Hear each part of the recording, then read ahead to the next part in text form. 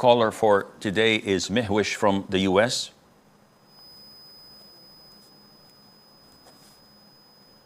I would like to ask if one's parents misguided them, yani they never enforced them to pray, they never taught them about the hijab, they forced them to free mix, then how is it that the children are the ones that are accountable? Yani, when we think of even repenting for our misdeeds, for being heedless for half a life, um, it's like we blame our parents because they're the ones. And even when the truth came to us, because out of habit of from what we were taught, we rejected that truth many times. So, Yani, how is the child accountable? Okay. Jazakumullahu khair. Wajazakum. I believe you must have said Assalamu alaikum wa rahmatullah, but we didn't hear it, so I presume that you did say Assalamu alaikum wa rahmatullah wa alaikum assalam wa rahmatullahi wa barakatuh. First of all, we have to acknowledge that Allah Azza wa Jal is most fair and just. Meaning that Allah says in the Quran, وَأَن لَيْسَ لِلْإِنسَانِ إِلَّا مَا سَعَى. A person would not be held accountable except for what he had committed. And every soul is accountable for their actions.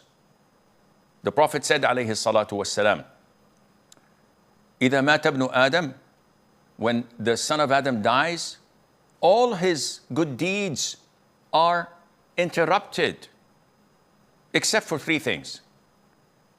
Sadaqatun jariyah, an ongoing charity.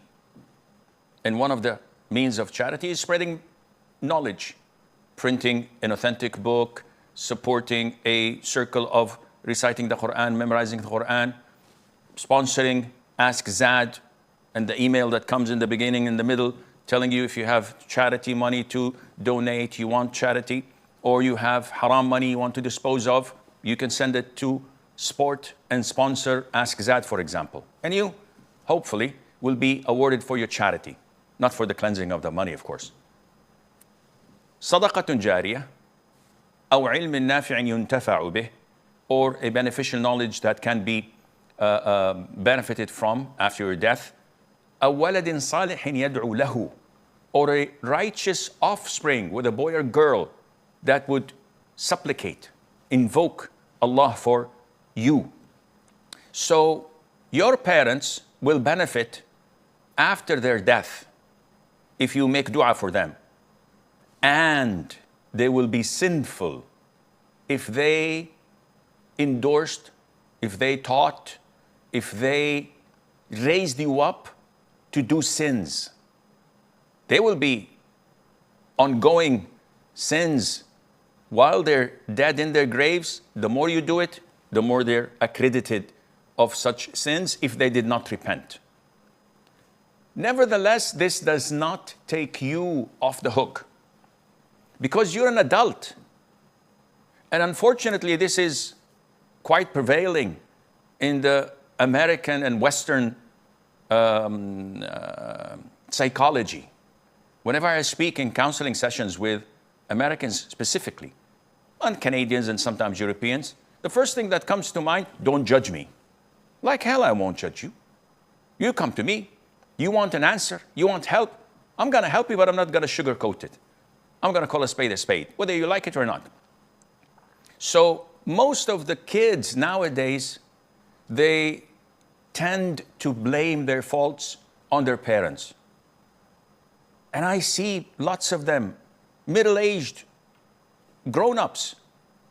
Whenever you ask them, why are you falling into such sins? Why are you addicted to pornography? Why do you abuse your spouse or your children?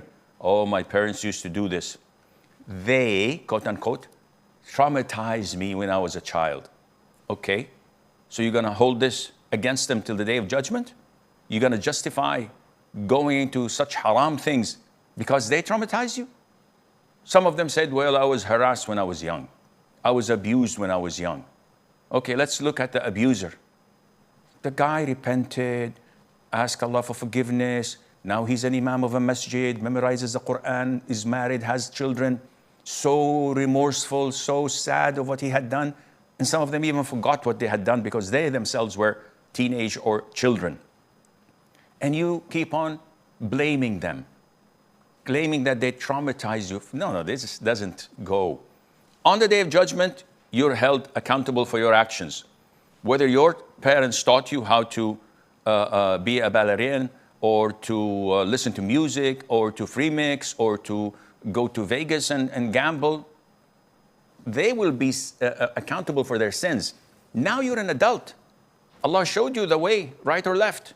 You choose whether it's a red pill or the blue pill. It's up to you. You don't have the right to blame anyone because you're accountable for your sins. Are they accountable? Yes, unless they've repented. A lot of the parents did not know any better. They raised their children when they were young to do things that were haram. Now, at the end of their lives, they came back to Islam. They repented. They sought Allah's forgiveness. They tried to give advice to their children. Their children would not listen. They're remorseful. The parents are remorseful. And they've repented. Allah will never torment them for what they had done, because they've sought Allah's forgiveness, repented, and showed sincere remorse. It's all erased from their bad deeds scale. You, as a child who is a grown-up now, you are accountable for what you do and choose.